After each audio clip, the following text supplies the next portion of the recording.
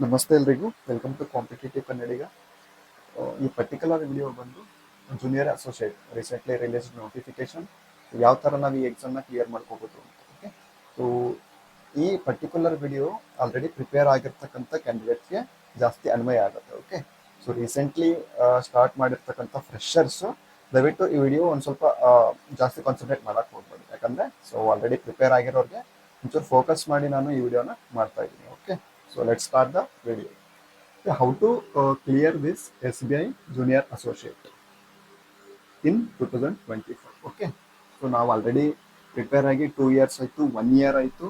So ನಾವು last year ಮೇನ್ಸ್ನು ಬರೆದಿದ್ವಿ, but clear ಆಗಲಿಲ್ಲ. Okay, so ಯಾಕೆ ಕ್ಲಿಯರ್ ಆಗಲಿಲ್ಲ ಅನ್ನೋದಕ್ಕೆ ಕಾರಣ ನಮಗೆ ಗೊತ್ತಿರುತ್ತೆ. ಸೊ ಆ ಕಾರಣಗಳನ್ನು ಇಟ್ಕೊಂಡು ನಾವು ಏನು ಪ್ರಿಪ್ರೇಷನ್ ಮಾಡಬೇಕು ಮತ್ತು ಯಾವ ಥರ ನಾವು ಓದಬೇಕು ಅನ್ನೋದು. ಓಕೆ, ಸೊ ಇಲ್ಲಿ ಡಿಸೈಡಿಂಗ್ ಫ್ಯಾಕ್ಟರ್ಸ್ ಅಂತ ನಾನು ಹಾಕಿದ್ದೀನಿ. ಓಕೆ, ಸೊ ಡಿಸೈಡಿಂಗ್ ಫ್ಯಾಕ್ಟರ್ಸ್ ನಮ್ಮ ಎಸ್ ಬಿ ಐನಲ್ಲಿ ಯಾವುದಾಗುತ್ತೆ ಅಂತಂದರೆ, ಈ S B I J A ಎಕ್ಸಾಮಲ್ಲಿ ಯಾವುದಾಗುತ್ತೆ ಅಂತಂದರೆ, ಒಂದು ಇಂಗ್ಲೀಷ್ ಸಬ್ಜೆಕ್ಟ್ ಮತ್ತು ಇನ್ನೊಂದು G K. Okay, G K nothing but current affairs. Okay, so ಇಲ್ಲಿ ಕರೆಂಟ್ ಅಫೇರ್ಸು ಪ್ಲಸ್ ಇಂಗ್ಲೀಷ್, ಇದರಲ್ಲಿ ನಾವು ಎರಡು ಟಾಪಿಕ್ನಲ್ಲಿ ಒಂಚೂರು ಸ್ಟ್ರಾಂಗ್ ಆಗಿದ್ವಿ ಅಂತಂದರೆ ನಾವು ಎಷ್ಟೋ ಕ್ಯಾಂಡಿಡೇಟ್ಸ್ಗಳಿಗಿಂತ ಮುಂದೆ ಹೋಗಿರ್ತೀವಿ. ಓಕೆ, ಸೊ ಯಾಕಂತಂದರೆ ಬ್ಯಾಂಕಿಂಗ್ ಎಕ್ಸಾಮ್ಸ್ನಲ್ಲಿ ಕ್ವಾಂಟಿಟೇಟಿವ್ ಆಪ್ಟಿಟ್ಯೂಡು ಮತ್ತು ರೀಸನಿಂಗ್ ಈ ಸಬ್ಜೆಕ್ಟ್ಸ್ಗಳನ್ನ ಇಟ್ಕೊಂಡು ಆಟ ಆಡೋರೆ ಜಾಸ್ತಿ ಆಗಿರ್ತಾರೆ. ಬಟ್ ಈ ಸಬ್ಜೆಕ್ಟ್ ಸ್ಟ್ರಾಂಗ್ ಆಗಿರೋರು ಎಲ್ಲಿ ಸ್ಟ್ರಗಲ್ ಮಾಡ್ತಾರೆ ಅಂತಂದರೆ ಎಸ್ ಬಿ ಐ ಎಕ್ಸಾಮಲ್ಲಿ ಸ್ಟ್ರಗಲ್ ಮಾಡ್ತಾರೆ. ಯಾಕಂತಂದರೆ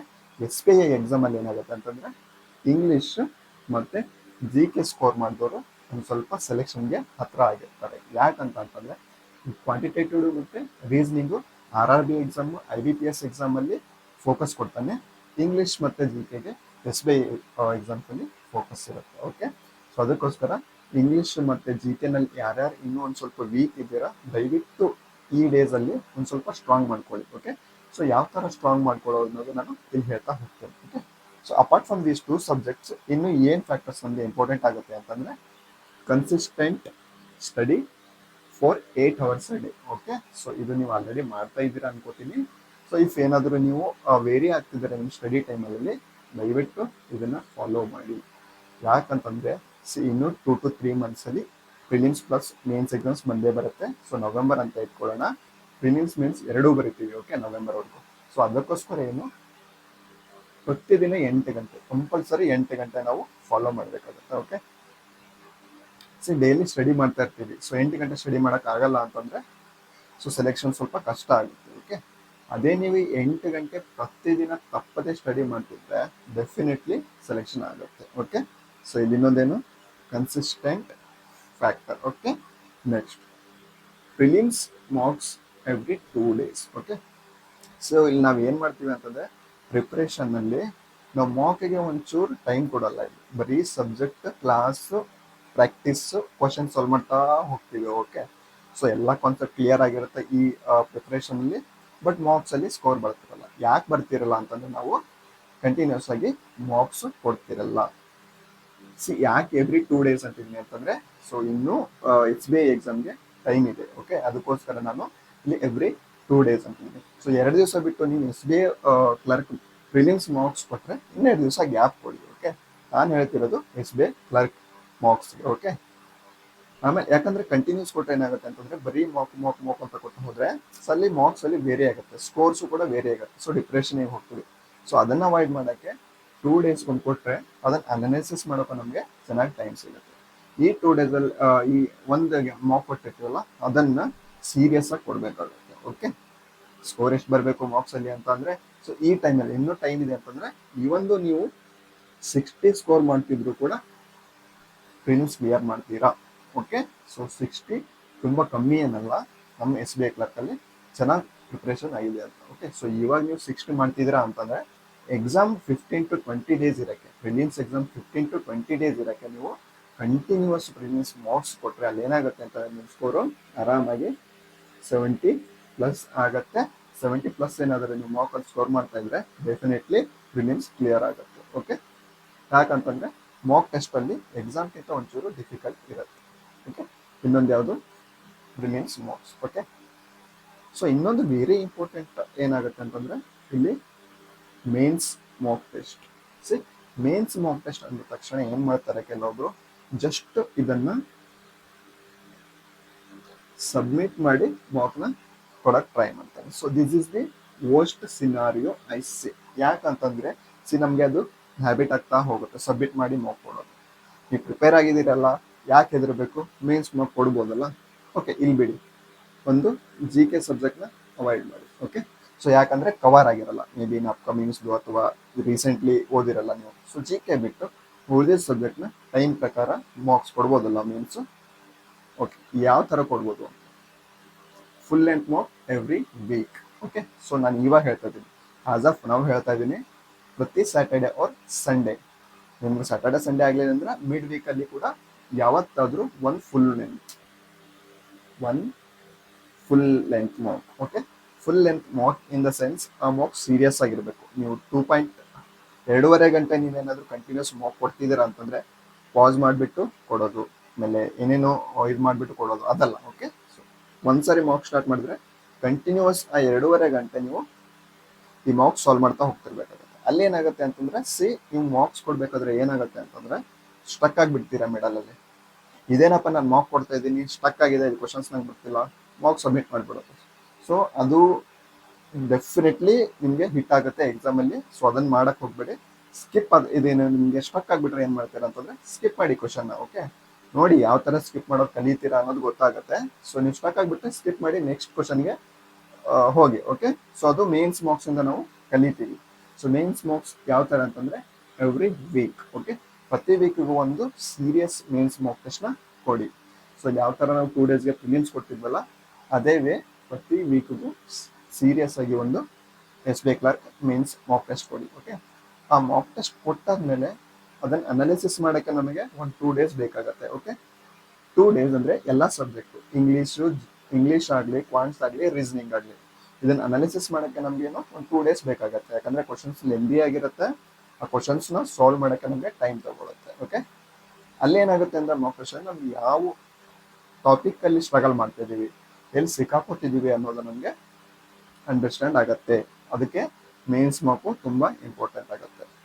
ಇಲ್ಲಿ ಯಾರು ಮೇನ್ಸ್ ಮಾರ್ಕ್ ಕೊಟ್ಟಿದ್ದೀರಾ, ಇನ್ಯಾರು ಜಸ್ಟ್ ಸಬ್ಮಿಟ್ ಮಾಡಿ ಪ್ರಾಕ್ಟೀಸ್ ಮಾಡ್ತಿದ್ದೀರಾ, ಇವ್ರಿಬ್ಬರಲ್ಲಿ ವ್ಯತ್ಯಾಸ ಏನಾಗುತ್ತೆ ಅಂತಂದರೆ, ಮೇನ್ಸ್ ಮಾರ್ಕ್ ಸೀರಿಯಸ್ ಆಗಿ ಕೊಡ್ತಿರೋರು ಒಂದು ಸ್ವಲ್ಪ ಸ್ಕೋರ್ ಕಮ್ಮಿ ಬಂದರೂ ಕೂಡ ಕಾನ್ಫಿಡೆನ್ಸ್ ಬಂದಿರುತ್ತೆ. ಓಕೆ, ಬಟ್ ಅದೇ ಸಬ್ಮಿಟ್ ಮಾಡಿ ಕೊಡ್ತಿರೋರ ಹತ್ರ ಏನಾಗುತ್ತೆ ಅಂತಂದರೆ, ನಾನು ಮೇನ್ಸ್ ಮಾರ್ಕೇ ಕೊಟ್ಟಿಲ್ಲ ಇನ್ನು, ಸೊ ಸ್ಕೋರ್ ಎಷ್ಟು ಬರುತ್ತೆ ಇನ್ನು, ಆ ಭಯ ಬಂದ್ಬಿಡುತ್ತೆ. Okay, in order to avoid that mains mark is very important. Okay, so ನೀವು ಇಲ್ಲಿವರೆಗೂ ಏನಾಗುತ್ತೆ ಅಂತಂದ್ರೆ ನಿಮಗೆ ಆಲ್ಮೋಸ್ಟ್ 80% ಸೆಲೆಕ್ಷನ್ಗೆ ಹತ್ರ ಆಗಿರ್ತೀರಾ if you are serious in these. Okay, so serious ಆಗಿ ಕೊಡಬೇಕು, ಯಾವುದೇ ಮಾರ್ಕ್ ಕೊಡಲಿ ಅಥವಾ ಯಾವುದೇ ಸ್ಟಡಿ ಟೈಮ್ ಟೇಬಲ್ ಇರಲಿ, ಸೀರಿಯಸ್ ಆಗಿ ಇರಬೇಕು. ಓಕೆ, ಸೊ ಅದಾದಮೇಲೆ ನಾನು ಇಂಪಾರ್ಟೆಂಟ್ ಸಬ್ಜೆಕ್ಟ್ಸ್ ಯಾವುದಂತ ಹೇಳಿದೆ SBIಯಲ್ಲಿ GK ಮತ್ತು ಇಂಗ್ಲೀಷ್. ಓಕೆ, ಸೊ ತುಂಬ ಜನ ಕೇಳ್ತಿದ್ರಿ, ಸೊ ಯಾಕೆ ನಾವು ಇಂಗ್ಲೀಷ್ ಮತ್ತು GK ಸ್ಕೋರ್ ಮಾಡೋಕ್ಕಾಗ್ತಿಲ್ಲ, ಸೊ ಯಾವ ಥರ ನೆನ್ಪಿಟ್ಕೋಬೇಕು, ಯಾಕೆ ನಿಮ್ದೆಲ್ಲ ಸ್ಕೋರ್ ಜಾಸ್ತಿ ಬರ್ತಿತ್ತು, ನಮ್ಗೆ ಎಷ್ಟು ಮಾಡಿದ್ರು ಬರ್ತಾ ಇಲ್ಲ ಅಂತ ಕೇಳಿದ್ರೆ, ಸೊ ಇಲ್ಲಿ ನಾನು ಇಂಪಾರ್ಟೆಂಟ್ ಪಾಯಿಂಟ್ಸ್ನ ನೋಟ್ ಮಾಡಿದ್ದೀನಿ. ಓಕೆ, ಇಂಗ್ಲೀಷ್ ಫಸ್ಟ್ ಇಂಗ್ಲೀಷ್ ನೋಡ್ತಾ ಹೋಗೋಣ. ಇಂಗ್ಲೀಷಲ್ಲಿ ಏನು ಇಂಪಾರ್ಟೆಂಟ್ ಆಗುತ್ತೆ, ಸೊ ನಾವು ಇಂಗ್ಲೀಷ್ ಮಾರ್ಕ್ ಟೆಸ್ಟ್ ಕೊಡ್ತಿದ್ದೀವಿ. ಓಕೆ, ಸೊ ಮಾರ್ಕ್ ಟೆಸ್ಟ್ ಕೊಡ್ತಿರ್ಬೇಕಾದ್ರೆ ನನಗೆ ಒಂದು ಯಾವುದೋ ಒಂದು ಎಡಿಟೋರಿಯಲ್ ಪ್ಯಾಸೇಜ್ ಬಂದಿರುತ್ತೆ. ಓಕೆ, ಸೊ ಆ ಪ್ಯಾಸೇಜಲ್ಲಿ ನಮಗೆ ಯಾವುದೋ ಒಂದು ವಾಕ್ಯ ಬಂದಿರುತ್ತೆ, ವರ್ಡ್ ಬಂದಿರುತ್ತೆ. ಆ ವರ್ಡ್ ಅರ್ಥ ಆಗಲಿಲ್ಲ ಅಂದ್ರೆ ನಮಗೆ ಇಡೀ ಪ್ಯಾಸೇಜು ಅರ್ಥ ಆಗಿರಲ್ಲ. ಅದಕ್ಕೆ ಏನು ಇಂಪಾರ್ಟೆಂಟ್, ವಕ್ಯಾಬ್ಸ್ ಇಂಪಾರ್ಟೆಂಟ್ ಆಗುತ್ತೆ, ವಕ್ಯಾಬ್ ಕಲೆಕ್ಷನ್ ಇಂಪಾರ್ಟೆಂಟ್ ಆಗುತ್ತೆ. ಓಕೆ, ಇಲ್ಲಿ ಯಾವ ಥರ ವಕ್ಯಾಬ್ನ ನಾವು ಓದ್ಕೋಬೇಕು ಅನ್ನೋದು. ವಕ್ಯಾಬ್ನಲ್ಲಿ ಏನೂ ಇಲ್ಲ ಆ್ಯಕ್ಚುಲಿ. ಸೊ ನೋಟ್ ಮಾಡ್ಕೋತೀವಲ್ಲ ನಾವು ವಕ್ಯಾಬ್ಸ್, ಅದನ್ನು ರಿವೈಸ್ ಮಾಡಬೇಕು. ಯಾವ ಥರ ರಿವೈಸ್ ಅಂದರೆ ಡೈಲಿ ರಿವೈಸ್ ಮಾಡಬೇಕಾಗತ್ತೆ. ಸೊ ಈ ನೋಟ್ ಮಾಡ್ಕೊಂಡಿದ್ದೀರಾ 10 ವಕ್ಯಾಬ್ಸು ನಿನ್ನೆ ದಿನಕ್ಕೆ ಅಂತಂದರೆ, ಸೊ ಅದನ್ನು ನೆಕ್ಸ್ಟ್ ದಿನಕ್ಕೆ ರಿವೈಸ್ ಮಾಡಬೇಕು. ಇನ್ನೂ ಸ್ವಲ್ಪ ಕಲೆಕ್ಟ್ ಆಗಿರುತ್ತೆ, ಅದನ್ನು ನೆಕ್ಸ್ಟ್ ರಿವೈಸ್ ಮಾಡಬೇಕು. ಹೀಗೆ ರಿವೈಸ್ ಮಾಡ್ತಾ ಹೋದರೆ ಮಾತ್ರ ನಮಗೆ ವಕ್ಯಾಬು ನೆನಪಲ್ಲಿ ಇರುತ್ತೆ. ಸೊ ಇನ್ನು ಕೆಲವೊಬ್ರು ಇದ್ದಾರೆ ಈ ವಕ್ಯಾಬ್ಸಲ್ಲಿ. ಸೊ ಎಲ್ಲಿ ನಾನು ಈ ವಕ್ಯಾಬ್ಸ್ಗಳನ್ನ ನೋಟ್ ಮಾಡ್ಕೊಂಡು ಕೂಡಲಿ, ಆಲ್ರೆಡಿ ಪ್ರಿಪೇರ್ಡ್ ಇದೆ, ಬುಕ್ಸಲ್ಲಿದೆ, ನೋಟ್ಸ್ ಇದೆ, ಸೊ ಅದನ್ನೇ ನಾನು ಓದ್ಕೋತೀನಿ. ಓಕೆ, ಡೆಫಿನೆಟ್ಲಿ ಇದು ವರ್ಕ್ ಆಗಲ್ಲ ಇಂಗ್ಲೀಷ್ ವಕ್ಯಾಬ್ಸಲ್ಲಿ. ಸೊ ಇಂಗ್ಲೀಷ್ ವಕ್ಯಾಬ್ಸು ನಾವು ಬರ್ಕೊಂಡು ಅದರ ಅರ್ಥ ತಿಳ್ಕೊಂಡು ನೆನ್ಪಿಟ್ಕೊಂಡಾಗ ಮಾತ್ರ ಅದು ನಮ್ಮ ತಲೆಯಲ್ಲಿ ಹೋಗುತ್ತೆ ಸೀರಿಯಸ್ ಆಗಿ. ನೀವು ಹಂಗಾದ್ರೆ ವಕ್ಯಾಬ್ಸ್ ಹುಡ್ಕಕ್ಕೆ ಹೋದರೆ ಸುಮಾರು ಬುಕ್ಸ್ ಇದೆ, ಸೊ ಬಂಡಲ್ ಆಫ್ ಬುಕ್ಸ್ ಇದೆ. ಅದೆಲ್ಲ ಬುಕ್ಸಿಂದ ನಾವು ಬುಕ್ಸ್ ತೊಗೊಂಡು ಓದ್ಕೊಂಡು, so it is highly impossible to remember. Just write it down. ಒಂದ್ಸರಿ ನೀವು ಬರ್ಕೊಂಡ್ರೆ ಅದರ ಅರ್ಥ ಹುಡುಕಿ ಅಲ್ಲಿ ಪಕ್ಕದಲ್ಲಿ ಬರ್ದ್ರೆ ಅದು ಯಾವತ್ತೂ ಮರ್ತು ಹೋಗಲ್ಲ. ಓಕೆ, ವಕ್ಯಾಬ್ಸ್ ಅಲ್ಲಿ ಏನಂದ್ರೆ ಬರೀ ರಿವಿಷನ್ ಇಂಪಾರ್ಟೆಂಟ್ ಆಗುತ್ತೆ. ಜಾಸ್ತಿ ರಿವೈಸ್ ಮಾಡಿದಷ್ಟು ವಕ್ಯಾಬ್ ನಮ್ಮ ಹಿಡಿತದಲ್ಲಿ ಬರುತ್ತೆ. ಯಾವ ತರ ರಿವೈಸ್ ಮಾಡೋದು ಸರ್? ಸಿ, ರಿವಿಷನ್ ಆಫ್ ವಕ್ಯಾಬ್ಸ್ ಅಂತಂದ್ರೆ ಡೈಲಿ ಹೇಳಿದ್ನಲ್ಲ, ಡೈಲಿ ಒಂದು 10 ವಕ್ಯಾಬ್ಸ್ ನ ರಿವೈಸ್ ಮಾಡ್ತಾ ಹೋಗಿ. ಅದು ಕಲೆಕ್ಟ್ ಆಗಿ ಏನಾಗುತ್ತೆ ಅಂತಂದ್ರೆ ಸಿ, ವೀಕ್ಲಿ ಒಂದು 70 ಹ್ಯೂಜ್ ಆಗುತ್ತೆ. ಓಕೆ, ಇದಷ್ಟು ಯಾರು ಮಾಡೋದಿಲ್ಲ. ಓಕೆ, ಅದಕ್ಕೆ ಏನಾಗುತ್ತೆ ಅಂತಂದ್ರೆ ಒಂದು 30+ ಇಟ್ಕೊಳ್ಳಿ. ಓಕೆ, ಸೊ 30+ ವಕ್ಯಾಬ್ಸ್ 1 ವೀಕೆಂಡ್ ಅಲ್ಲಿ ಒಂದು 2 ಅವರ್ಸ್ ತಗೊಳ್ಳಿ. 2 ಅವರ್ಸ್ ತಗೊಂಡು ನೀವು ನೋಟ್ ಮಾಡಿರ್ತಕ್ಕಂಥ ವಕ್ಯಾಬ್ಸ್, ಈ 30 ವಕ್ಯಾಬ್ಸ್ ರಿವೈಸ್ ಮಾಡೋಕ್ಕಾಗಲ್ವಾ? ಸೊ ಇದು ಒನ್ ಟೈಮ್ ರಿವಿಷನ್ ಅಷ್ಟೇ.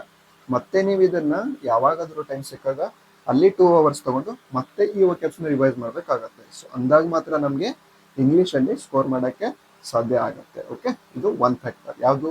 ವಕ್ಯಾಬ್ಸ್. ಓಕೆ, ಸೊ ಇನ್ನೇನಾದ್ರೂ ವಕ್ಯಾಬ್ಸ್ ಅಲ್ಲಿ ಡೌಟ್ಸ್ ಇದ್ರೆ ಕಾಮೆಂಟ್ ಸೆಕ್ಷನ್ ಅಲ್ಲಿ ಹಾಕಿ, ನಾನು ಹೇಳ್ತೀನಿ. Next, daily PDF or editorials. Daily PDF, okay, PDF bar editorials. Okay, editorial PDF ನ ಓದಿ ಅಂತ ಹೇಳ್ತಾ ಇದ್ದೀನಿ. ಸೊ ಕೆಲವೊಬ್ರು ಏನ್ ಮಾಡ್ತಿದ್ದಾರೆ ಅಂತಂದ್ರೆ ಜಸ್ಟ್ ಕ್ಲಾಸ್ ಕೇಳ್ತಿದ್ದಾರೆ, ಎಡಿಟೋರಿಯಲ್ ಕ್ಲಾಸಸ್ ನ ಕೇಳ್ತಿದ್ದಾರೆ. ಸೊ ಯಾವ ತರ ಕೇಳ್ತೀರಿ ಎಡಿಟೋರಿಯಲ್ ಕ್ಲಾಸಸ್ ಅಂತಂದ್ರೆ, ಮ್ಯಾಮ್ ಕ್ಲಾಸ್ ಮಾಡ್ತಿರ್ತಾರೆ, ನಾವು ಕೂತ್ಕೊಂಡು ಕ್ಲಾಸ್ ಕೇಳ್ತಾ ಹೋಗೋದು, ಹಂಗೆ ನಿದ್ದೆ ಮಾಡ್ತಾ ಹೋಗೋದು. ಸೊ ಹಿಂಗಾದ್ರೆ ಇಂಗ್ಲಿಷ್ ಕಂಟ್ರೋಲಿಗೆ ಬರಲ್ಲ, ನಿದ್ದೆ ಕಂಟ್ರೋಲಿಗೂ ಬರಲ್ಲ. ಓಕೆ, ಸೊ ಅದಕ್ಕೋಸ್ಕರ ಏನ್ ಮಾಡ್ತೀನಿ ಅಂತಂದ್ರೆ ನಾನು ಎಡಿಟೋರಿಯಲ್ಸ್ ನ PDF ಮುಖಾಂತರ ಓದಕ್ಕೆ ಸಜೆಸ್ಟ್ ಮಾಡ್ತೀನಿ. ಸೊ PDF ಓದ್ತಿರ್ತೀರಲ್ಲ ಲ್ಯಾಪ್ಟಾಪ್ ಅಲ್ಲಿ, ಹೈಲೈಟ್ ಮಾಡ್ರಿ ವಕ್ಯಾಬ್ಸ್ ನ. ಸೊ ಎಡಿಟೋರಿಯಲ್ಸ್ ಓದೋವಾಗ ನಮ್ಗೆ ವಕ್ಯಾಬ್ಸ್ ಕಲೆಕ್ಟ್ ಆಗುತ್ತೆ. ವಕ್ಯಾಬ್ಸ್ ಏನ್ ಸಪರೇಟ್ ಆಗಿ ಹುಡುಕೋದು ಅವಶ್ಯಕತೆ ಇಲ್ಲ, ಎಡಿಟೋರಿಯಲ್ ಅಲ್ಲೇ ಕವರ್ ಆಗಿರುತ್ತೆ. ಇದು ಮ್ಯಾಂಡೇಟರಿ ಆಗಿರುತ್ತೆ ಎಡಿಟೋರಿಯಲ್ ರೀಡಿಂಗ್. ಸೊ ಇನ್ನೂ ಯಾರ್ಯಾರು ಸ್ಟಾರ್ಟ್ ಮಾಡಿಲ್ಲ ಓದಕ್ಕೆ, ಕ್ಲಾಸ್ ಕೇಳೋದಲ್ಲ, ಕ್ಲಾಸ್ ಬಿಟ್ಟಾಕಿ, ಆ ಟೈಮ್ ವೇಸ್ಟ್ ಮಾಡ್ಬೇಕು. ಜಸ್ಟ್ ಅದೇ ಟೈಮ್ನ ನೀವು ಎಡಿಟೋರಿಯಲ್ ಓದಕ್ಕೆ ಕೊಡಿ. ಓಕೆ, ಅಲ್ಲಿ ನಮ್ಗೆ ಏನಾಗುತ್ತೆ, ನಾವು ಓದ್ತಕ್ಕಂಥ ಸ್ಪೀಡ್ ಪ್ಲಸ್ ನಮಗೆ ವಕ್ಯಾಬ್ಸ್ ಕಲೆಕ್ಟ್ ಆಗುತ್ತೆ. ಸೊ ಅಂದಾಗ ಮಾತ್ರ ಇಂಗ್ಲೀಷು ನಮ್ಮ ಕೈಲಿ ಬರುತ್ತೆ. So editorial reading is compulsory. ಕೇಳ್ತಿರ್ತಾರೆ ಎಡಿಟೋರಿಯಲ್ ಅಲ್ಲಿ ಯಾವ್ದು ಓದಬೇಕು ಅಂತ. ಸೊ ಯಾವ್ದು ಓದಬೇಕು ನಾವು ಎಡಿಟೋರಿಯಲ್ ಅಲ್ಲಿ? ಸೊ ನ್ಯೂಸ್ ಪೇಪರ್ ಓದ್ಬೇಕಾ, ಅಥವಾ ಮತ್ತಿನ್ನೇನಾದ್ರೂ ಬೇರೆ ಕಂಟೆಂಟ್ ಏನಾದ್ರು ಓದ್ಬೇಕಾ ಅಂತಂದ್ರೆ, ಸಿ, ಎಡಿಟೋರಿಯಲ್ ಅಂತ ಬಂದಾಗ ನಾವು ಇದರಲ್ಲಿ ನ್ಯೂಸ್ ಪೇಪರ್ ಇನ್ಕ್ಲೂಡಿಂಗ್ ಆರ್ಟಿಕಲ್ಸ್ ಅಥವಾ ನ್ಯೂಸ್ ರೀಡಿಂಗ್ಸ್ ಆಗಿರುತ್ತೆ. ಓಕೆ, ಸೊ ಇದರಲ್ಲಿ ಈ ತರ ನಾವು ಕಲೆಕ್ಟ್ ಮಾಡ್ತಾ ಹೋಗ್ಬೇಕಾಗತ್ತೆ. ಸೊ ಯಾವ್ದ್ರಲ್ಲಿ ಟೆಲಿಗ್ರಾಮ್ ಗ್ರೂಪ್ ಅಲ್ಲಿ ಎಲ್ಲ ಕಡೆ ಬರ್ತಿರತ್ತಲ್ಲ ನಮ್ಗೆ, ಸೊ ಎಲ್ಲ ಕಡೆ ನಮ್ಗೆ ಈ ತರ ಕಂಟೆಂಟ್ ಅವೈಲೇಬಲ್ ಇದೆ. ಸೊ ಅದನ್ನ ತಗೊಂಡು ಓದ್ಬೇಕು. ಓಕೆ, ಸೊ ಇನ್ನೊಂದು, ಬುಕ್ ರೀಡರ್ಸ್ ಇದ್ದಾರೆ. ಸೊ ನಮಗೆ ಬುಕ್ ರೀಡೋ ಹ್ಯಾಬಿಟ್ ಇದೆ, ನಾವು ನೋವೆಲ್ಸ್ ಓದ್ತೀವಿ, ಆರ್ಟಿಕಲ್ಸ್ ಓದ್ತೀವಿ, ಏನೋ ಓದ್ತೀವಿ. ಸೊ ಅದರಿಂದನೂ ಕೂಡ ನಾವು ಈ ರೀಡಿಂಗ್ ಹ್ಯಾಬಿಟ್ ನ ಡೆವಲಪ್ ಮಾಡ್ಕೋಬಹುದು. ಇಂಗ್ಲಿಷ್ ಅಲ್ಲಿ ಇನ್ನೊಂದು ಫ್ಯಾಕ್ಟರ್ ಏನಾಗುತ್ತೆ ಅಂತಂದ್ರೆ ರೀಡಿಂಗ್ ಹ್ಯಾಬಿಟ್. ಎಷ್ಟು ಓದ್ತೀರಾ ಅಷ್ಟು ನಮ್ಗೆ ಅರ್ಥ ಆಗ್ತಾ ಹೋಗುತ್ತೆ. ಪ್ಲಸ್ ನಾವು ಕೊಡೋ ಮೇನ್ಸ್ ಎಕ್ಸಾಮ್ ಅಲ್ಲಿ ನಮ್ಗೆ ತುಂಬಾ ಹೆಲ್ಪ್ ಆಗುತ್ತೆ. ಯಾವುದು? Editorial reading. So editorial reading ಅಲ್ಲಿ ಯಾವ ಪೇಪರ್ ಓದೋಣ ಸರ್? ತುಂಬಾ ಜನ ಏನ್ ಮಾಡ್ತಾರೆ ಅಂತಂದ್ರೆ ಅಗ್ರೆಸಿವ್ಲಿ ದಿ ಹಿಂದೂ ನ್ಯೂಸ್ ಪೇಪರ್ನ ಓಡಕ್ ಟ್ರೈ ಮಾಡ್ತಾರೆ. ಓಕೆ, ಸಿ ಡೆಫಿನೆಟ್ಲಿ ನೀವು ಇದು ಒಂದೇ ಓದಿದ್ರೆ ಮಾತ್ರ ಒಂದು ಎಕ್ಸಾಮ್ ಕ್ಲಿಯರ್ ಆಗುತ್ತೆ, ಇಲ್ಲಾಂದ್ರೆ ಆಗೋದಿಲ್ಲ ಅನ್ನೋದು ತಪ್ಪಾಗತ್ತೆ. ಸಿ, ಯಾವ್ದಾದ್ರೂ ಕಂಟೆಂಟ್ ಓದಿ, ನ್ಯೂಸ್ ಪೇಪರ್ ಓದ್ಬೇಕಂತೇನಿಲ್ಲ, ಹಿಂದೂನೇ ಓದ್ಬೇಕಂತೇನಿಲ್ಲ, ಯಾವ್ದಾದ್ರೂ ಓದಿ. ಓಕೆ, ಬಟ್ ಅಲ್ಲಿ ಓದ್ಬೇಕಾಗತ್ತೆ. ಓದಿದ್ರೆ ಮಾತ್ರ ಕ್ಲಿಯರ್ ಆಗುತ್ತೆ ನಮಗೆ ಎಡಿಟೋರಿಯಲ್ಸ್. ಓಕೆ, ಎಡಿಟೋರಿಯಲ್ ರೀಡಿಂಗ್ ನ ಹ್ಯಾಬಿಟ್ ನ ಡೆವಲಪ್ ಮಾಡ್ಕೊಳ್ಳಿ ದಯವಿಟ್ಟು. ಓಕೆ, ಸೊ ಇನ್ನೊಂದೇನಂದ್ರೆ ಎಡಿಟೋರಿಯಲ್ಸ್ ಅಲ್ಲಿ ನಾನು ಏನ್ ಮಾಡ್ತಿದ್ದೆ, ನಾನು ಸ್ಟಡಿ ಮಾಡುವಾಗ ನಮ್ಮ ಟೆಲಿಗ್ರಾಮ್ ಗ್ರೂಪ್ ಅಲ್ಲಿ ನಾನು ಶೇರ್ ಮಾಡ್ತಿದ್ದೆ ಡೈಲಿ ಎಡಿಟೋರಿಯಲ್ಸ್. ನಾನು ಓದಿರ್ತಕ್ಕಂಥ ಎಡಿಟೋರಿಯಲ್ಸ್ ನ ಅದನ್ನ ಹೈಲೈಟ್ ಮಾಡಿ ಗ್ರೂಪ್ ಅಲ್ಲಿ ಶೇರ್ ಮಾಡ್ತಿದ್ದೆ. ದಯವಿಟ್ಟು ಟೆಲಿಗ್ರಾಮ್ ಗ್ರೂಪ್ ಅಲ್ಲಿ ಯಾರ್ಯಾರು ಇದ್ದೀರಾ ಮೀಡಿಯಲ್ಲಿ ಹೋಗಿ, ಸೊ ಎಲ್ಲ ಎಡಿಟೋರಿಯಲ್ಸ್ ಒಂದ್ಸರಿ ನೋಡಿ ಯಾವ ತರ ನಾನು ಹೈಲೈಟ್ ಮಾಡ್ತಿದ್ದೆ, ಆಮೇಲೆ ಯಾವ ತರ ಓದ್ತಿದ್ದೆ. ಓಕೆ, ಸೊ ಇಡೀ ಎಡಿಟೋರಿಯಲ್ ರಿಗಾರ್ಡಿಂಗ್ ನಾನು ಒಂದು ವಿಡಿಯೋನು ಮಾಡಿದ್ದೀನಿ, ಲಾಸ್ಟ್ ಅಲ್ಲಿ ಪ್ಲೇಲಿಸ್ಟ್ ಅಲ್ಲಿ ಹೋಗಿ ಯಾವ ತರ ಓದೋದು ಅಂತಾನು ಕೂಡ ನೋಡ್ಕೊಳ್ಳಿ. ಓಕೆ, ಸೊ ಅದನ್ನ ಫಾಲೋ ಮಾಡಿದ್ರೆ ಡೆಫಿನೆಟ್ಲಿ ಇಂಗ್ಲಿಷ್ ಅಲ್ಲಿ ನೀವು ಇವಾಗ ಸ್ಕೋರ್ ಮಾಡೋದಕ್ಕಿಂತ ಒಂಚೂರು ಜಾಸ್ತಿ ಸ್ಕೋರ್ ಮಾಡ್ಕೋಬಹುದು. ಓಕೆ, ಸೊ ಇವಾಗ ವಕ್ಯಾಬ್ಸ್ ಆಯ್ತು, ಎಡಿಟೋರಿಯಲ್ ರೀಡಿಂಗ್ ಆಯ್ತು. Next daily sectional mock test. Okay, sectional ಇಂದ test, mains mock test. Okay, sectional ಅಲ್ಲಿ ನಾವು ಮೇನ್ಸ್ ಮಾಕ್ ಟೆಸ್ಟ್ ಕೊಟ್ಟ ಏನಾಗುತ್ತೆ ಅಂತಂದ್ರೆ ನಮಗೆ ಭಯ ಹೋಗುತ್ತೆ ಎಕ್ಸಾಮ್ ಅಲ್ಲಿ. ಪ್ರಿಲಿಮ್ಸ್ ನೀವು ಆರಾಮಾಗಿ ಕೊಡ್ಬೋದು, ಪ್ರಿಲಿಮ್ಸ್ ಕೊಡಿ, ಸೆಕ್ಷನಲ್ ಪರವಾಗಿಲ್ಲ, ಈಸಿ ಇರುತ್ತೆ, ಆರಾಮಾಗಿ ಮಾಡ್ಬೋದು. ಬಟ್ ಮೇನ್ಸ್ ಕೊಟ್ಟಾಗ ಏನಾಗುತ್ತೆ ಅಂತಂದ್ರೆ ನಿಮಗೆ ಒಂಚೂರು ಇಂಗ್ಲೀಷ್ ಅಲ್ಲಿ ಕಾನ್ಫಿಡೆನ್ಸು ಜಾಸ್ತಿ ಬರುತ್ತೆ. ಸೊ ನೀವು ಇಲ್ಲಿ ಯಾವಾಗ ಸ್ಕೋರ್ ಮಾಡ್ತೀರಾ ಜಾಸ್ತಿ ಅಂತಂದ್ರೆ ಈ ಮೇಲಿನ 2 ಫ್ಯಾಕ್ಟರ್ಸ್ ನೀವು ಫಾಲೋ ಮಾಡಿದ್ರೆ ಮಾತ್ರ. ಓಕೆ, ನೀವು ಎಡಿಟೋರಿಯಲ್ಸ್ ಚೆನ್ನಾಗಿ ಓದಿದ್ರೆ ಮೇನ್ಸ್ ಎಕ್ಸಾಮ್ಸ್ ಅಲ್ಲಿ ಸೆಕ್ಷನಲ್ ಅಲ್ಲಿ ಬಂದಿರತಕ್ಕಂಥ ಕ್ವಶನ್ಸ್ನ ಚೆನ್ನಾಗಿ ಓದ್ತೀರಾ, ಪ್ಯಾಸೇಜ್ನ ಚೆನ್ನಾಗಿ ಓದ್ತೀರಾ. ಓಕೆ, ಇಲ್ಲಾಂತಂದ್ರೆ ಕಷ್ಟ ಆಗುತ್ತೆ ಡೆಫಿನೆಟ್ಲಿ. ಇಲ್ಲಿ ಮೇನ್ಸ್ ಕೊಟ್ಟಾಗ ಮತ್ತೇನು ಅಡ್ವಾಂಟೇಜ್ ಆಗುತ್ತೆ ಅಂತಂದ್ರೆ ಸ್ಕೋರ್ ಇಂಪ್ರೂವ್ ಆಗುತ್ತೆ, ಸ್ಕೋರ್ ಇಂಪ್ರೂವ್ ಆಗ್ತಾ ಹೋಗುತ್ತೆ ಇಂಗ್ಲೀಷ್ ಸಬ್ಜೆಕ್ಟ್ನಲ್ಲಿ. ಓಕೆ, ಸೊ ಯಾವ ಥರ ಕೊಡಬೇಕು ಮೇನ್ಸ್ ಸೆಕ್ಷನಲ್ಲಿ? ಸೊ ಎವ್ರಿ 2 days ಕೊಡಿ, ಎವ್ರಿ ಡೇ ಕೊಡಿ. ನೀವು 1 2 to 3 ಮಾರ್ಕ್ಸ್ ಪರ್ಚೇಸ್ ಮಾಡಿದ್ರೆ ಅದರಲ್ಲೆಲ್ಲ ಪ್ರೀವಿಯಸ್ ಇಯರ್ದು ಹೋಗ್ಕೊಡ್ತಾ ಹೋಗಿ. ಓಕೆ, ಸೊ ನೀನು SBI ಕ್ಲರ್ಕ್ದೇ ಕೊಡಬೇಕು ಅಂತಾನೂ ಇಲ್ಲ. ಸೊ ಬೇರೆ ಎಕ್ಸಾಮ್ಸ್ ಆಗಿರುತ್ತೆ, IBPS ಕ್ಲರ್ಕ್ ಆಗಿರ್ಬೋದು, RRBs ಆಗಿರ್ಬೋದು, ಎಲ್ಲ ಸೆಕ್ಷನಲ್ಲೂ ಏನು ಮಾಡಿ ಕೊಡ್ತಾ ಹೋಗಿ. ಅವಾಗ ಏನಾಗುತ್ತೆ ಅಂತಂದ್ರೆ ನಮಗೆ ಸಬ್ಜೆಕ್ಟ್ ಹಿಡಿತದಲ್ಲಿ ಬರುತ್ತೆ. ಜಸ್ಟ್ ಮಾಕ್ ಟೆಸ್ಟ್ ಕೊಡೋದಲ್ಲ, ಈ ಮಾಕ್ ಟೆಸ್ಟ್ ಏನು ಕೊಟ್ಟಿರ್ತಾರೆ ಅದನ್ನ ಅನಾಲಿಸಿಸ್ ಮಾಡ್ತಾ ಹೋಗಿ. ನನಗೆ ಯಾವ ಪಾರ್ಟಲ್ಲಿ ಪ್ರಾಬ್ಲಮ್ ಆಗ್ತಿದೆ, ಯಾವುದು ನನಗೆ ಸ್ಪೀಡ್ ಬರ್ತಿಲ್ಲ, ಎಲ್ಲಿ ಇಶ್ಯೂ ಆಗ್ತಿದೆ, ನನಗೇನಾದರೂ ರೀಡಿಂಗಲ್ಲಿ ಪ್ರಾಬ್ಲಮ್ ಆಗ್ತಿದೆಯಾ, ಆಮೇಲೆ ವಕ್ಯಾಬ್ ಕಲೆಕ್ಷನಲ್ಲಿ ಪ್ರಾಬ್ಲಮ್ ಆಗ್ತಿದೆಯಾ, ಏನಾದರೂ ನಾನು ರೆಫರ್ ಮಾಡ್ಬೋದಾ, ಕ್ಲಾಸಸ್ ಇನ್ನೊಂದ್ಸರಿ ಕೇಳ್ಬೋದಾ. ಸೊ ಇದೆಲ್ಲ ನಮಗೆ ಮಾಕ್ ಟೆಸ್ಟ್ ಕೊಟ್ಟಾಗ ಡೆಫಿನೆಟ್ಲಿ ನಮಗೆ ಅರ್ಥ ಆಗುತ್ತೆ. ಸೊ ಅದನ್ನು ಸಾಲ್ವ್ ಮಾಡಿಕೊಂಡು ಇವೆರಡನ್ನ ಫಾಲೋ ಮಾಡಿ. ಓಕೆ, ಇವಾಗ ಮೀನ್ಸ್ ಮಾಕ್ ಆಯಿತು, ಸೆಕ್ಷನ್ ಮಾಕ್ ಆಯಿತು ಇಂಗ್ಲೀಷಲ್ಲಿ. Next, every week 120 rules revision. ನಾನು ಯಾಕೆ ಪದೇ ಪದೇ 120 ರೂಲ್ಸು ಅದನ್ನು ಬೇರೆ ಹೇಳ್ತಿಲ್ಲ ಅಂತ ಅಂದರೆ, ನಾವು ನೂರಾರು ಗ್ರಾಮರ್ ಕಂಟೆಂಟ್ಸ್ ಇರುತ್ತೆ ಯೂಟ್ಯೂಬಲ್ಲಿ. ಓಕೆ, ನೂರಾರು ಕ್ಲಾಸಸ್ ಇರುತ್ತೆ. ಯಾಕೆ ಅದೆಲ್ಲ ಹುಡುಕ್ತಾ ಹೋಗಬೇಕು? ಒಂದು ಸೋರ್ಸ್ ಇದೆ ಸಾಕು, ಇಂಗ್ಲೀಷು.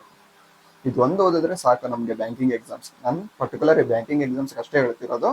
ನೀವು ಬೇರೆ ಎಕ್ಸಾಮ್ಸ್ ಓದ್ತೀರಾ ಅಂತಂದರೆ ಇದು ಅನ್ವಯ ಆಗಲ್ಲ. ಓಕೆ, 120 ರೂಲ್ಸ್ ನೀವು ಚೆನ್ನಾಗಿ ಓದ್ಕೊಂಡ್ರೆ ಬ್ಯಾಂಕಿಂಗ್ ಎಕ್ಸಾಮ್ಸ್ಗೆ ಮೋರ್ ದೆನ್ ಇನಫ್ ಆಗುತ್ತೆ. ಓಕೆ, ಸ್ಪೆಷಲಿ ಏನಂತಂದರೆ ಇಂಗ್ಲೀಷ್ ಸಬ್ಜೆಕ್ಟಲ್ಲಿ ಬ್ಯಾಂಕಿಂಗ್ ಎಕ್ಸಾಮಲ್ಲಿ ನಮಗೆ ಈ ಥರ ಗ್ರಾಮ್ಯಾಟಿಕಲ್ಗಿಂತ ರೀಡಿಂಗ್ ಕಾಂಪ್ರಿಹೆನ್ಷನ್ನು ಫೋಕಸ್ ಆಗಿರುತ್ತೆ. ಹಾಗೆ ಈ 120 ರೂಲ್ಸ್ ನಮಗೆ ಜಸ್ಟ್ ಒಂದು 10 to 15 ಮಾರ್ಕ್ಸ್ ಸ್ಕೋರ್ ಮಾಡೋಕ್ಕೆ ತುಂಬ ಹೆಲ್ಪ್ ಆಗುತ್ತೆ. ಅದಕ್ಕಿಂತ ಜಾಸ್ತಿ ಸ್ಕೋರ್ ಮಾಡಬೇಕು ಅಂದರೆ ರೀಡಿಂಗ್ ಹ್ಯಾಬಿಟ್ ಬೇಕಾಗುತ್ತೆ. ಓಕೆ, ಸೊ ಸಾಕಲ್ಲ 120 ರೂಲ್ಸು ವೀಕ್ಲಿ ರಿವೈಸ್ ಮಾಡ್ತಾ ಹೋದರೆ ಆರಾಮಾಗಿ ನಾವು ಕವರ್ ಮಾಡ್ಬೋದು. ಓಕೆ, ನೆಕ್ಸ್ಟ್ ಲಾಸ್ಟಲ್ಲಿ ಏನು ಹಾಕಿದ್ದೀನಿ, ಇಂಗ್ಲೀಷ್ ಕಂಟೆಂಟ್. ನಿಮ್ಗೆ ಯಾವುದೇ ಇಂಗ್ಲೀಷ್ ಕಂಟೆಂಟ್ ಸಿಗಲಿ, ಇವಾಗ ಒಂದು ಇನ್ಸ್ಟಾಗ್ರಾಮ್ ಸ್ಕ್ರೋಲ್ ಮಾಡ್ತಿದ್ದೀರಾ, ಅವರಲ್ಲಿ ಫೇಸ್ಬುಕ್ ಸ್ಕ್ರೋಲ್ ಮಾಡ್ತಿದ್ದೀರಾ, ಟ್ವಿಟರ್ ಸ್ಕ್ರೋಲ್ ಮಾಡ್ತಿದ್ದೀರಾ ಅಂತಂದರೆ ಅಲ್ಲೇನಾದರೂ ನ್ಯೂಸ್ ಬಂತಾ, ಒಂದು ಆರ್ಟಿಕಲ್ ಬಂತಾ, ಏನೋ ಒಂದು ಬಂತು, ಸೊ ಅದನ್ನು ಓದ್ತಾ ಹೋಗಿ. ಜಸ್ಟ್ ಓದಬೇಕು, ಎಷ್ಟು ಜಾಸ್ತಿ ಓದ್ತೀರಾ ಅಷ್ಟು ಈ ಸಬ್ಜೆಕ್ಟ್ ನಮ್ಗೆ ಹಿಡಿತದಲ್ಲಿ ಬರುತ್ತೆ. ಓಕೆ, ಸೊ ನೀವು ಯಾವುದೇ ಸ್ಟ್ರಾಟಜಿಸ್ ಚೆಕ್ ಮಾಡಿ, ಯಾವುದೇ ವಿಡಿಯೋಸ್ ನೋಡಿ, ಏನೇ ಮಾಡಿ, ಯಾರು ಮೆಂಟರಿಗೆ ಕೇಳಿದ್ರು ಕೂಡ ಇಂಗ್ಲೀಷಲ್ಲಿ ಇರೋದು ಇಷ್ಟೇ. ನೀವು ಇಷ್ಟು ಫಾಲೋ ಮಾಡಿದರೆ ಡೆಫಿನೆಟ್ಲಿ ಬ್ಯಾಂಕಿಂಗಲ್ಲಿ ಬರ್ತಕ್ಕಂಥ ಎಲ್ಲ ಎಕ್ಸಾಮ್ಸು ಕೂಡ ಇಂಗ್ಲೀಷಲ್ಲಿ ನೀವು ಸ್ಕೋರ್ ಮಾಡ್ಬೋದು. ಓಕೆ, ಐ ಹೋಪ್ ಇಂಗ್ಲೀಷಲ್ಲಿ ಏನೇನು ಮಾಡಬೇಕು ಅಂತ ಅರ್ಥ ಆಗಿರುತ್ತೆ. Okay, so next GK or else current affairs. Okay, current ಅಫೇರ್ಸಲ್ಲಿ ನಾನು ಯಾವ ಥರ ನೆನ್ಪಿಡಬೇಕು, ಸೊ ಯಾವ್ದು ಇಂಪಾರ್ಟೆಂಟ್ ಆಗುತ್ತೆ, ಏನು ಓದಬೇಕು ಅಂತ ತುಂಬ ಜನ ಕೇಳ್ತಿದ್ದೀರಿ.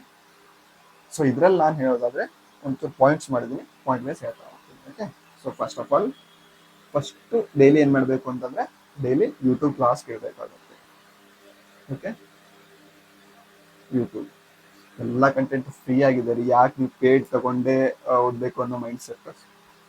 ಸೊ ಅದೇ ಮೈಂಡ್ ಸೆಟ್ಟೇ ಅಂದ್ಬಿಡ್ತೀನಿ ನಾನು, ಪೇಡ್ ತೊಗೊಂಡು ಓದಲ್ಲ ಅಥವಾ ಫ್ರೀಯಾಗಿ ಓದಲ್ಲ ಅನ್ನೋದು. ಜಸ್ಟ್ ಎಲ್ಲ ಅವೈಲೇಬಲ್ ಇದೆ ಯೂಟ್ಯೂಬಲ್ಲಿ. ನಾನು ಹೇಳಿರತಕ್ಕಂಥದ್ದು ಓದಿದ್ರೆ ಸಾಕು, more than enough. Okay, so daily ಯಾವುದಾದ್ರೂ ತಗೊಳ್ಳಿ. ಸೊ ಕರೆಂಟ್ ಅಫೇರ್ಸ್ ಎಲ್ಲರೂ ಚೆನ್ನಾಗೇ ಕವರ್ ಮಾಡಿರ್ತಾರೆ, ಬಟ್ ನಾನು ಸಜೆಸ್ಟ್ ಮಾಡೋದು ಒಂದಿಬ್ಬರು ಸಜೆಸ್ಟ್ ಮಾಡಿದ್ದೀನಿ ಆಲ್ರೆಡಿ, ನಾನು ಪ್ರಿವಿಯಸ್ ವಿಡಿಯೋಸ್ದಲ್ಲಿ ಹೇಳಿದ್ದೀನಿ. So better to go with the Ashish Gautam sir. Okay, so ಯಾಕೆ ಆಶೀಶ್ ಗೌತಮ್ ಸರ್ ಹೇಳ್ತೀನಿ ಅಂತಂದರೆ, ಸೊ ಅವರೇನು ಅಪ್ಡೇಟೆಡ್ ಆಗಿ ಮಾಡ್ತಾರೆ. ಸೊ ಅಪ್ಡೇಟೆಡ್ ಆಗಿ ಕರೆಂಟ್ ಅಫೇರ್ಸ್ ಹೇಳ್ತಾರೆ, ಪ್ಲಸ್ ಪ್ರೀವಿಯಸ್ದು ಕೂಡ ರಿವೈಸ್ ಮಾಡಿಸ್ತಾರೆ. ಓಕೆ, ಸೊ ಒಂದು ಕ್ಲಾಸ್ ಆಯಿತು ಡೈಲಿ. ಅದ್ರ ಜೊತೆಗೆ ಡೈಲಿ PDF ನೀವು ಯಾವುದಾದ್ರೂ ಪರ್ಚೇಸ್ ಮಾಡಿದ್ರೆ ಅದು ಓಕೆ, ಇಲ್ಲಾದರೂ ನಿಮ್ಗೆ ಎಲ್ಲಾದರೂ ಫ್ರೀ ಸಿಕ್ಕರೆ ಅದು okay, but I suggest go with the affairs clouds. Okay, ನಿಮ್ಗೆ ಟೆನ್ಷನ್ ಇರಂಗಿಲ್ಲ, ನಾನು ಏನಾದರೂ ಬಿಟ್ಟಿದ್ದೀನಿ ಓದೋದು ಕರೆಂಟ್ ಅಫೇರ್ಸಲ್ಲಿ ಅಂತ ಎಕ್ಸಾಮ್ ಬಂದಾಗ. ಸೊ ಅದಕ್ಕೋಸ್ಕರ ಅಫೇರ್ಸ್ ಕ್ಲೌಡ್ಸಲ್ಲಿ ಎಲ್ಲ ಕವರ್ ಆಗಿರುತ್ತೆ. So go with that. Okay, ಇದೇನಾಗುತ್ತೆ affairs clouds plus Ashish sir class ಅಂತಂದರೆ, ಸೊ ಅಫೇರ್ಸ್ ಕ್ಲೌಡ್ಸ್ ಓದಿರ್ತೀರ, ಆಶೀಶ್ ಸರ್ ಕ್ಲಾಸ್ ಕೇಳಿರ್ತೀರ, ಓದೋದು ಆಗಿರುತ್ತೆ, ಪ್ಲಸ್ ಆ ದಿನದ್ದು ರಿವಿಷನು ಆಗಿರುತ್ತೆ. ನಿಮಗೆ ಭಯ ಇರಲ್ಲ ನಾನು ಮಿಸ್ ಮಾಡಿದ್ದೀನ ಅಂತ. ಓಕೆ, ಸೊ ಇದು ಒನ್ ಟೈಮ್ ಆಗಿರುತ್ತೆ. ಓಕೆ, ಸೊ ಇಲ್ಲಿ ಒಂದು ಡೈಲಿ PDF ಕ್ಲಾಸ್, ಒಂದು ಕ್ಲಾಸ್ ಟೈಮ್ ಎಷ್ಟಾಗ್ಬೋದು ಸರ್ ಇದಕ್ಕೆ? 4 ಕ್ಲಾಸ್ 45 ಮಿನಿಟ್ಸ್ ಇಟ್ಕೊಳ್ಳಿ, ಫಸ್ಟ್ ಡೈಲಿ PDF ಒಂದು 40 ಮಿನಿಟ್ಸ್ ಇಟ್ಕೊಳ್ಳಿ. Okay, so around 80 to 90 minutes ಆಯಿತು. 1 to 1.5 ಅವರ್ಸ್ ಕೊಡಿ ಡೈಲಿ. ಸಾಕಲ್ಲ ಇದಕ್ಕೆ ಈ ಸಬ್ಜೆಕ್ಟ್ಗೆ. ಇದು ಸ್ಕೋರಿಂಗ್ ಆಗಿರೋದು ಎಸ್ ಬಿ ಐನೆಲ್ಲ ಆಗಿರೋದ್ರೆ ಒಂದು ಸ್ವಲ್ಪ ಜಾಸ್ತಿ ಟೈಮ್ ಕೊಟ್ಟರು ಪರವಾಗಿಲ್ಲ. ಓಕೆ, ಸೊ ಇಲ್ಲಿ ಡೈಲಿ ಕ್ಲಾಸ್ ಡೈಲಿ ಪೀರಿಯಡ್ ಇದು ಕಂಪಲ್ಸರಿ. ಇದು ಎಲ್ಲಿರುತ್ತೆ ಅಂತಂದ್ರೆ ನೀವು ಹಾಕಿರ್ತಕ್ಕಂಥ ಈ 8 ಅವರ್ಸ್ ಟೈಮ್ ಟೇಬಲ್ ಅಲ್ಲಿ ಇರುತ್ತೆ. ಸೊ 8 ಅವರ್ಸ್ ಡೆಡ್ ಎಂಡ್ ಆಗಿ ಇಟ್ಕೋಬೇಡಿ, 9 to 10 ಅವರ್ಸ್ ಓದ್ಕೊಳ್ಳಿ, ಸೆಲೆಕ್ಷನ್ ಇದೇ ವರ್ಷ ಬೇಕು ಅಂದ್ರೆ. ಓಕೆ, ಸೊ ಇಲ್ಲಿ ಇದು 2 ಫ್ಯಾಕ್ಟರ್ಸ್ ಆಯ್ತು. ನೆಕ್ಸ್ಟ್ ರಿವಿಷನ್ ಯಾವ ತರ ಮಾಡೋದು, ಇದು ರೀಡಿಂಗ್ ಆಯ್ತು. ರಿವಿಷನ್ ಯಾವ ತರ ಮಾಡೋದು ಅಂತ, ಕರೆಂಟ್ ಅಫೇರ್ಸ್ ಜಿ ಕೆ ನಲ್ಲಿ weekly revision. Okay, so every week ನಾವೇನೋ ಸ್ಕಿಮ್ಮಿಂಗ್ ಮಾಡ್ತಾ ರಿವೈಸ್ ಮಾಡೋದು. ಜಸ್ಟ್ ನೀವು ನೋಟ್ಸ್ ಮಾಡ್ಕೊಂಡಿರ್ತೀರಲ್ಲ ಅಥವಾ PDF ಇರ್ತಿರಲ್ಲ, ಸೊ ಆ PDF ಇಂದ ಯಾವುದೋ ಒಂದು ನ್ಯೂಸ್ ಬಂದಿರುತ್ತೆ. ಓಕೆ, ಫಾರ್ ಎಕ್ಸಾಂಪಲ್ ಸಿಂಗಾಪುರ್ ಅಂತ ನ್ಯೂಸ್ ಬಂತು ಅಂತಂದ್ರೆ ಸಿಂಗಾಪುರ್ ಪ್ಲಸ್ ಇವಾಗ ಯಾವುದೋ ಒಂದು ಬೇರೆ ದೇಶದ ಜೊತೆ ಏನ್ ಡೀಲ್ ಆಗಿತ್ತು ಅದೆಲ್ಲ ನೆನಪಾಗ್ಬಿಡುತ್ತೆ ಡೈರೆಕ್ಟ್ಲಿ. ಜಸ್ಟ್ ಸ್ಕಿಮ್ ಮಾಡ್ತಾ ಹೋಗೋದು. ಇದು ಯಾವಾಗ ಆಗುತ್ತೆ ಅಂತಂದ್ರೆ ನೀವು ಡೈಲಿ ಸೀರಿಯಸ್ ಆಗಿ ಓದಿದ್ರೆ ಮಾತ್ರ. Okay, apart from weekly revision ಮತ್ತೆ ನಮಗೆ ಇನ್ನೂ ಏನ್ ಬೇಕು ಕರೆಂಟ್ ಅಫೇರ್ಸ್ ಅಂತಂದ್ರೆ regular quizzes. Okay, so quizzes ಅಂತಂದ್ರೆ ನೀವು ಟೆಲಿಗ್ರಾಮ್ ಗ್ರೂಪಲ್ಲಿ ಅಫ್ಕೋರ್ಸ್ ಇದ್ದೇ ಇರ್ತೀರ ಸ್ಟಡಿ ಮಾಡ್ತಿದ್ದೀರಿ ಅಂತಂದ್ರೆ. ಸೊ ಡೆಫಿನೆಟ್ಲಿ ಬೇರೆ ಬೇರೆ ಚಾನಲ್ಗಳಲ್ಲಿ ಕ್ವಿಝಸ್ ಹಾಕ್ತಿದ್ದಾರೆ. ಜಸ್ಟ್ ಅಟೆಂಪ್ಟ್ ದೋಸ್ ಕ್ವಿಝಸ್. ಓಕೆ, ಸೊ ಇವಾಗ ಫ್ರೀ ಟೈಮಲ್ಲಿ ಏನೋ ಮನೇಲಿ ಫ್ರೀ ಆಗಿರ್ತೀರ, ಮೊಬೈಲ್ ಹಿಡ್ಕೊಂಡು ತಿರುಗಾಡ್ತಿರ್ತೀರ, ಕ್ವಿಝಸ್ ಅಟೆಂಪ್ಟ್ ಮಾಡ್ತಾ ಹೋಗಿ. ಹೇಗೋ ಓದಿರ್ತೀರಲ್ಲ ಇಲ್ಲಿ daily. So daily quizzes attempt ಮಾಡೋದ್ರಿಂದ ಏನಾಗುತ್ತೆ, ನನಗೆ ನಾನು ಮಿಸ್ ಮಾಡಿದ್ದೀನಿ ಓದಿಲ್ಲ ಅನ್ನೋದು ನಮ್ಮ ಮೈಂಡಿಂದ ಹೋಗುತ್ತೆ. ಓಕೆ, ಕ್ವಿಝಸ್ ಆಯಿತು. ನೆಕ್ಸ್ಟ್ ಇನ್ನೊಂದು ರಿವಿಷನ್ ಯಾವುದು, ಮಂತ್ಲಿ PDF ರಿವಿಷನ್. ಸೊ ಇದು compulsory. So you can skip weekly revision, but monthly PDF ರಿವಿಷನ್ನ ಕಂಪಲ್ಸರಿ ಮಾಡಿ. ಯಾಕಂತಂದ್ರೆ ನಾವು 5 to 6 month current affairs content ಇಟ್ಕೊಂಡು ನಾವು ಎಕ್ಸಾಮ್ ಅಪಿಯರ್ ಆಗಿರೋದ್ರಿಂದ ನಮ್ಮ ಮೈಂಡಿಂದ ವ್ಯಾನಿಷ್ ಆಗೋ ಚಾನ್ಸಸ್ ಜಾಸ್ತಿ ಇರುತ್ತೆ. ಅದನ್ನ ನಾವು ನೆನಪಿಸ್ತಾ ಹೋಗ್ಬೇಕಾಗತ್ತೆ. ಅದಕ್ಕೆ ಮಂತ್ಲಿ, ಸೊ ಫಾರ್ ಎಕ್ಸಾಂಪಲ್ ನಾನು ಅಫೇರ್ಸ್ ಕ್ಲೌಡ್ಸ್ ಹೇಳಿದ್ದೀನಿ ಅಂತಂದ್ರೆ ಅಫೇರ್ಸ್ ಕ್ಲೌಡ್ಸ್ ಅಲ್ಲಿ ಪಾಕೆಟ್ PDF ಅಂತ ಒಂದು ಬರುತ್ತೆ. ಸೊ ಪಾಕೆಟ್ PDF ನ ನೀವು ರಿವಿಷನ್ ಇಟ್ಕೊಂಡ್ರೆ ಸಾಕಾಗತ್ತೆ. ಎಲ್ಲ ಕ್ಲಾಸಸ್ ಕೇಳಿರ್ತಿರಲ್ಲ, ಇನ್ನೊಂದ್ಸರಿ ಕ್ಲಾಸಸ್ ಕೇಳೋ ಅವಶ್ಯಕತೆ ಇಲ್ಲ. ಜಸ್ಟ್ ಈ PDF ನ ಸ್ಕಿಮ್ ಮಾಡ್ಕೊಂಡು ರಿವೈಸ್ ಮಾಡ್ಕೊಂಡು ಹೋದ್ರೆ ಡೆಫಿನೆಟ್ಲಿ ಸಾಕಾಗತ್ತೆ. ಯಾಕಂತಂದ್ರೆ ಇಲ್ಲಿ ಒನ್ ಟೈಮ್ ಓದಿರ್ತೀರ, ಇಲ್ಲೊಂದು ಟೈಮ್ ರಿವೈಸ್ ಆಗಿರುತ್ತೆ. ಓಕೆ, ಕ್ವಿಝಸ್ ಮಾಡ್ತೀರಾ, ಅದೊಂದು ಟೈಮ್ ರಿವಿಷನ್ ಇದ್ದಂಗೇನಲ್ಲ. ಸೊ 2 times ಇಲ್ಲಿ ಆಗುತ್ತೆ, 2 to 3 times. ಸೊ ಇದೊಂದ್ಸರಿ ನೀವು ರಿವೈಸ್ ಮಾಡ್ಬಿಟ್ರೆ ಆಲ್ಮೋಸ್ಟ್ 4 times 3 times ರಿವಿಷನ್ ಆಗಿರುತ್ತೆ. ಓಕೆ, ಇದು ಯಾವಾಗ ಅಂತಂದ್ರೆ ಕಂಟಿನ್ಯೂಸ್ ಡೈಲಿ, ಇದು ಮಂತ್ಲಿ ಅವರು ಎವ್ರಿ 2 months ಆ ಥರ. ಓಕೆ, ಸೊ ಇನ್ನು ಎಕ್ಸಾಮ್ ಬಂದಾಗ, ಸೊ ಎಕ್ಸಾಮ್ ಮೇನ್ಸ್ ಎಕ್ಸಾಮು ಒಂದು 5 days ಇರುತ್ತೆ. ಓಕೆ, 5 days ಇದ್ದಾಗ ಈ ಕ್ವಾಂಟಿಟೇಟಿವ್ ಆಪ್ಟಿಟ್ಯೂಡ್ ಪ್ಲಸ್ ರೀಸನಿಂಗ್ ಸಬ್ಜೆಕ್ಟ್ನ ಸೈಡಿಗೆ ಇಟ್ಟು ಜಾಸ್ತಿ ಟೈಮ್ ನೀವೇನು ಮಾಡಿ ಈ ಕರೆಂಟ್ ಅಫೇರ್ಸ್ಗೆ ಕೊಡಿ. ಓಕೆ, ಎಷ್ಟಾಗುತ್ತೋ ಅಷ್ಟು ರಿವೈಸ್ ಮಾಡಿ. ಅಗೇನ್ ಇಲ್ಲೊಂದ್ಸರಿ ರಿವೈಸ್ ಮಾಡ್ತೀರಾ, ಇಲ್ಲಿ 4 to 5 times ರಿವಿಷನ್ ಆಗುತ್ತೆ. ಯಾವುದು, GK. ಓಕೆ, ಪ್ಲಸ್ ನೀವು ಶಾರ್ಟ್ ನೋಟ್ಸ್ ಮಾಡ್ಕೊಂಡಿರ್ತೀರಾ. ಎಕ್ಸಾಮ್ ಹಿಂದಿನ ದಿವಸ ಫಾರ್ ಎಕ್ಸಾಮ್ 2 ದಿವಸ ಇರೋದಕ್ಕಿಂತ ದಿವಸ ಎಷ್ಟು ಶಾರ್ಟ್ ನೋಟ್ಸ್ ಮಾಡ್ಕೊಂಡಿದ್ದೀರಾ ಅಷ್ಟು ಕ್ಯುಮುಲೇಟಿವ್ ಆಗಿ ಫಾಸ್ಟ್ ಆಗಿ ರಿವೈಸ್ ಮಾಡ್ತಾ ಹೋಗಿ. ಯಾಕಾಗಲ್ಲ ಕ್ಲಿಯರ್ ಎಕ್ಸಾಮ್, ಯಾಕೆ ನಮಗೆ GK ಕಂಟ್ರೋಲಿಗೆ ಬರಲ್ಲ? ಇದೆಲ್ಲ ಮಾಡಿದ್ರೆ ಡೆಫಿನೆಟ್ಲಿ ನಾವು GK ಮತ್ತು ಇಂಗ್ಲೀಷಲ್ಲಿ ಚೆನ್ನಾಗಿ ಸ್ಕೋರ್ ಮಾಡ್ಬೋದು. ಮ್ಯಾಕ್ಸಿಮಮ್ ಆಫ್ ಆಸ್ಪಿರೆಂಟ್ಸ್ ಏನಂತ ಕ್ವಾಂಟಿಟೇಟಿವ್ ಪ್ಲಸ್ ರೀಸನಿಂಗ್ ಅಲ್ಲಿ ಸ್ಟ್ರಾಂಗ್ ಇದ್ದಾರೆ. ಎಲ್ಲರೂ ಅದರಲ್ಲೇ ಸ್ಟ್ರಾಂಗ್ ಇದ್ರೆ ಸೆಲೆಕ್ಷನ್ ಯಾರ್ದಾಗತ್ತೆ? ಸೆಲೆಕ್ಷನ್ ಇಂಗ್ಲಿಷ್ ಪ್ಲಸ್ GK ನಲ್ಲಿ ಒಂಚೂರು ಚೆನ್ನಾಗಿ ಸ್ಕೋರ್ ಮಾಡೋರ್ದು ಸೆಲೆಕ್ಷನ್ ಆಗತ್ತೆ. ಓಕೆ, ಹಾಗಂತ QA ಪ್ಲಸ್ ರೀಸನಿಂಗ್ ಅಲ್ಲಿ ಸ್ಟ್ರಾಂಗ್ ಇರೋರು ಸೆಲೆಕ್ಷನ್ ಆಗಲ್ಲ ಅಂತಲ್ಲ. ಅದರಲ್ಲಿ ಪ್ರೋ ಲೆವೆಲ್ ಇದ್ದವರು ಡೆಫಿನೆಟ್ಲಿ ಇಲ್ಲಿ ಜಸ್ಟ್ ಸೆಕ್ಷನಲ್ ಅವ್ರ ಅಥವಾ ಎಷ್ಟು ಬರುತ್ತೆ ಅಷ್ಟು ಮಾಡ್ಕೊಂಡು ಕ್ಲಿಯರ್ ಮಾಡ್ಕೊಳ್ಳೋರು ಇದ್ದಾರೆ. ಓಕೆ, ಸೊ ನೀವು ಒಂದು ಸ್ವಲ್ಪ ಸ್ಟೆಪ್ ಫಾರ್ವರ್ಡ್ ಹೋಗಿ ಇದನ್ನೆಲ್ಲ ಕಂಟ್ರೋಲಿಗೆ ತಗೊಂಡ್ರೆ ಡೆಫಿನೆಟ್ಲಿ ನಾವು SBI GA ಅಷ್ಟೆಲ್ಲ ಬರ್ತಕ್ಕಂಥ ಯಾವುದೇ ಎಕ್ಸಾಮ್ಸ್ ಅಲ್ಲಿ ಕ್ಲಿಯರ್ ಮಾಡ್ಕೋಬಹುದು. ಓಕೆ, ಸೊ ಈ ಟಾಪಿಕ್ ರಿಲೇಟೆಡ್ ಏನೇ ಡೌಟ್ಸ್ ಇದ್ರು ಕಮೆಂಟ್ ಸೆಕ್ಷನ್ ಅಲ್ಲಿ ಹಾಕಿ, ಇಲ್ಲ ಟೆಲಿಗ್ರಾಮ್ ಗ್ರೂಪಲ್ಲಿ ಕೇಳಿ. ಸೊ ನನಗೆ ಪ್ರೈವೇಟ್ ಆಗಿ ಮೆಸೇಜ್ ಮಾಡಿ definitely I will help you. Just I need your selection. ಯಾಕಂತಂದ್ರೆ ನಮ್ಮ ಕರ್ನಾಟಕದಲ್ಲಿ ಬೇರೆ ಸ್ಟೇಟ್ ಅವರನ್ನು ಬಂದು ಓಕೆ ಅವ್ರು ಬಂದು ನಮ್ಮಲ್ಲಿ ವರ್ಕ್ ಮಾಡ್ತಿದ್ದಾರೆ ಅದು ಬೇರೆ, ಬಟ್ ಗಂಟಲೇ ತೋರಿಸ್ತಿದ್ದಾರೆ, ನಿಮಗೂ ಗೊತ್ತಲ್ವಾ. ಸೊ ಆ ಥರ ಕ್ಯಾಂಡಿಡೇಟ್ಸ್ ನಮಗೆ ಬೇಡ. ಸೊ ನಮ್ಮಲ್ಲಿರ್ತಕ್ಕಂಥ ಪೋಸ್ಟ್ನ ನಾವೇ ಉಳಿಸ್ಕೋಬೇಕಲ್ವಾ. ಸೊ ಅದೊಂದು ಕನ್ಸರ್ನ್ ಆಗಿರುತ್ತೆ. ಡೆಫಿನೆಟ್ಲಿ ಏನೇ ಹೆಲ್ಪ್ ಬೇಕಾಗಿದ್ರು ಕೇಳಿ. ಸೊ ಜಸ್ಟ್ ಕನ್ಸಿಸ್ಟೆಂಟ್ ಆಗಿರೋ ಸ್ಟಡಿಲಿ ಸೆಲೆಕ್ಷನ್ ಆಗುತ್ತೆ. Okay, so thank you for watching this video.